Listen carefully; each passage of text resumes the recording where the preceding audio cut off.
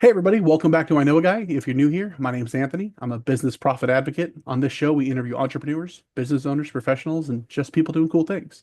For example, today we're meeting with Jeff Johnson. He's your cash flow repairman.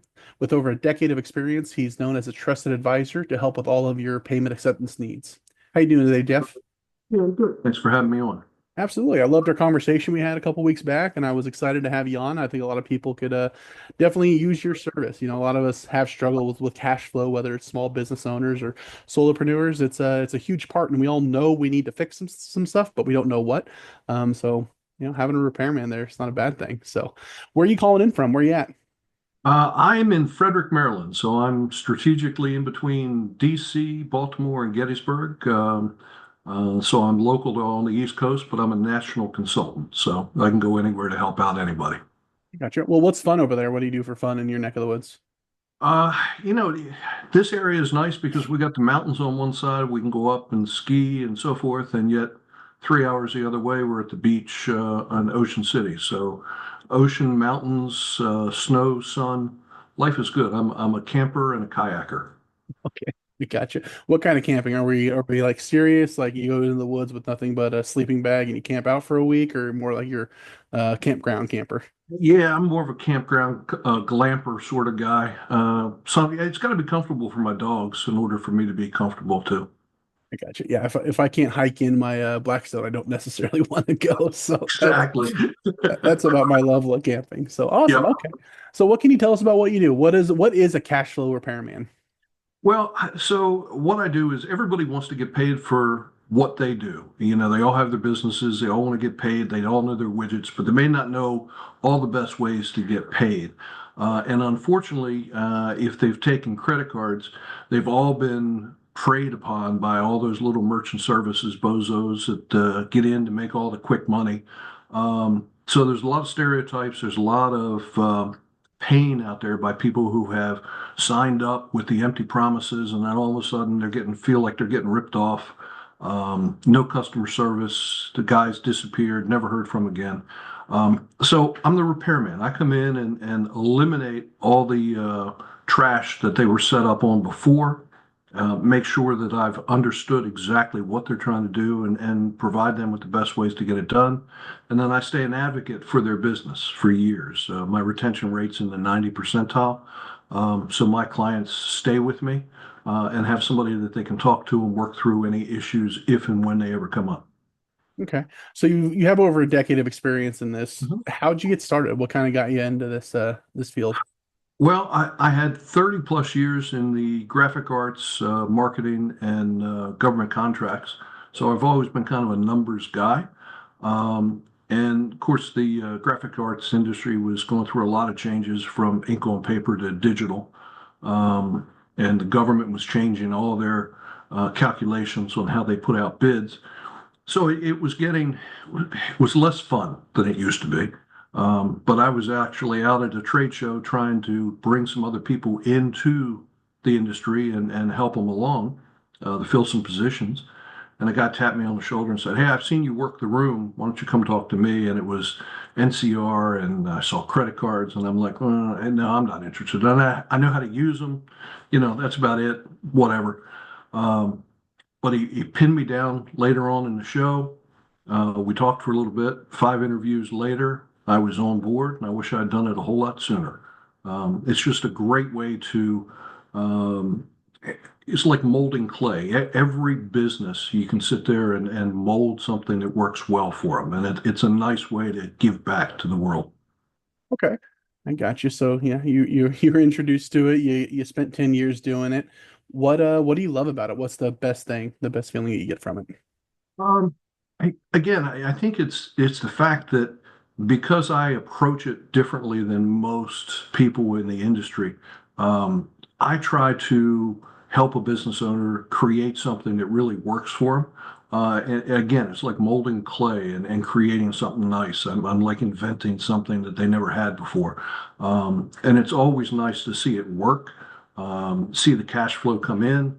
Um, See that they're able to grow their business because then all of a sudden they can make projections, they can make purchases of equipment, whatever. because now they know what they have coming in. It's just a good feeling, and they keep bringing other people to me. So um, now I work by referral. So all my clients keep bringing me other people to come to me, and so I can help them like I helped the first person. And it's just a nice way to do business. Okay. Do you have any examples of when you've really been able to go in and like solve a problem for somebody? Well, it can be as simple as I met a guy and was talking to him, and he said, "Well, you'll never beat my rate. You'll never beat my rate. Everybody's tried; they've never beat it." I said, "Well, I'll take a look at it. If it's great, I won't blow smoke. I'll tell you it's great." And it turned out he had a fantastic rate. But what they didn't tell him was on the back pages of all his statements was they were nailing him with other fees and so forth that were making more profit than just what a decent, um, reliable competitive rate would have been up front.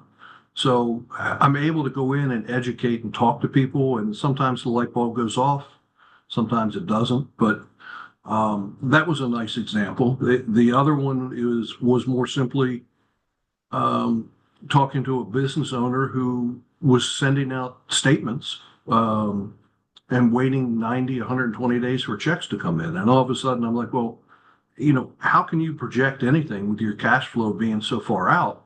Um, and I said, well, the least you could do is start taking credit cards, make it easy on your clients. He said, well, I don't want to pay the fees. 3% will kill my profit. I'm like, well, first off, you're waiting 120 days, so how much percentage is that costing you? Inflation was at that point 5%, so he was already losing 2.5% right off the board. Um, so again, and you can do things now like charge the processing fees back to clients. So a light bulb goes off in his head, he's happy. Now all of a sudden he has cash coming in within 9 days instead of 120. He can make projections. He can buy equipment. His business started to grow. His staff was cut down. He was happy. And those are sort of things where when they call me back and say, hey, you know what? It worked. I like those calls. Yeah, I think we all like those calls. Those are the ones that kind of stick with you. So you've been doing it for a decade. You've obviously had some hard-won lessons. Just as an entrepreneur, not necessarily just in your industry, but if somebody's starting off, whether it's, somebody in a similar industry or somebody that's just starting in their entrepreneur journey, what are some lessons that you kind of wish you would have knew starting out? Well, it's quite simply get as much information as you can before you make a decision. I had somebody who was had a snowball food truck, just selling snow cones in a food truck. And when I talked to him, he had a full-blown point of sale system, right?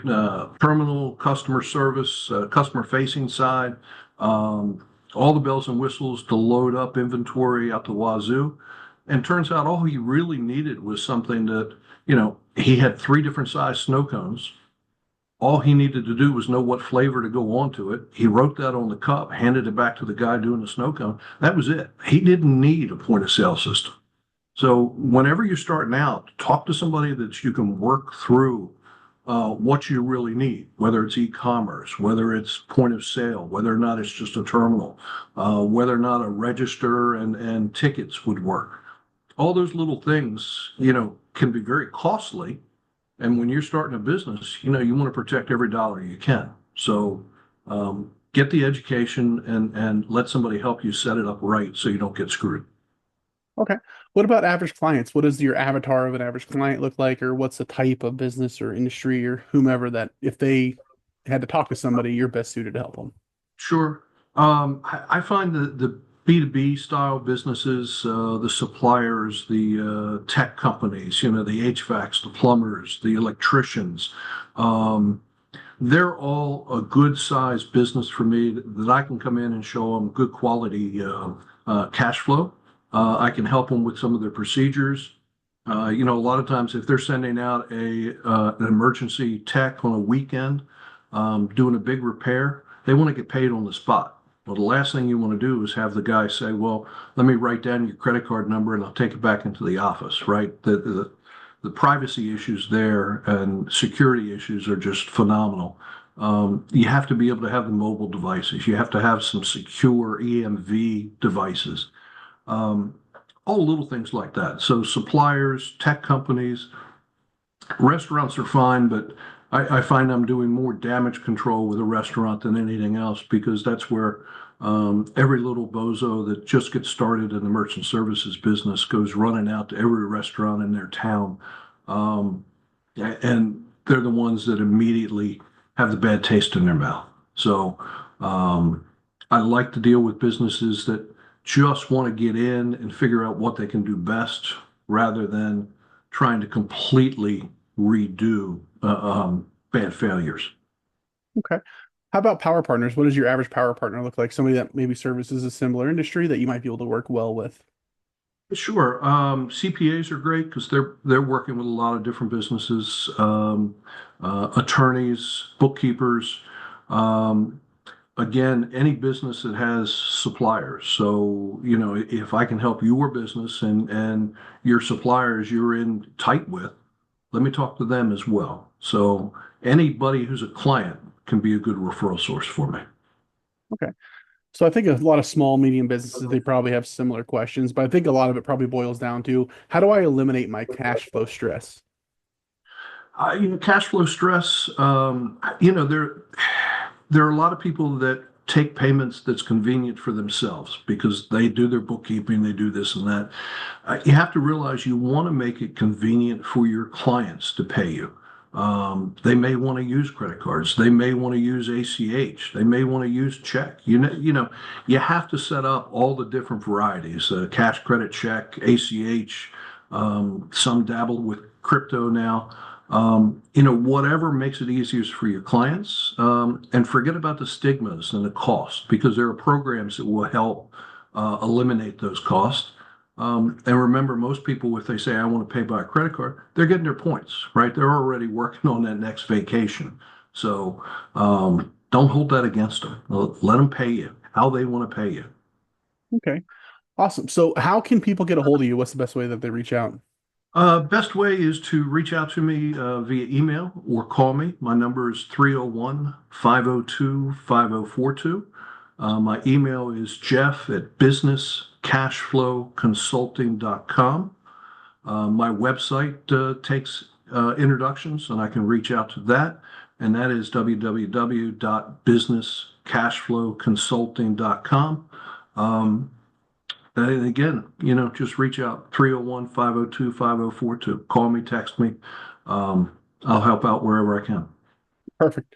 And I absolutely recommend that folks reach out. I'll put all that in the description so they don't have to look for it. Have a conversation with Jeff. You're going to know more afterwards than you did going in, so it's definitely going to be a conversation worth having. He's definitely somebody that's very well versed in this, and if there's a chance that he can help you out, I'm sure you're going to want to take advantage of that. But other than that, if you're a little bit more shy and you prefer an introduction, reach out to me. I'm happy to introduce you to three party. If you'd like to be a guest on the show, feel free to reach out to me as well. I'll have my link tree in the description with all my socials and everything where you can find me. But other than that, I really appreciate you coming on.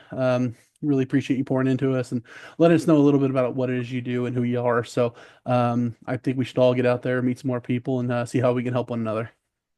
Appreciate that. Yep. See you, Jeff.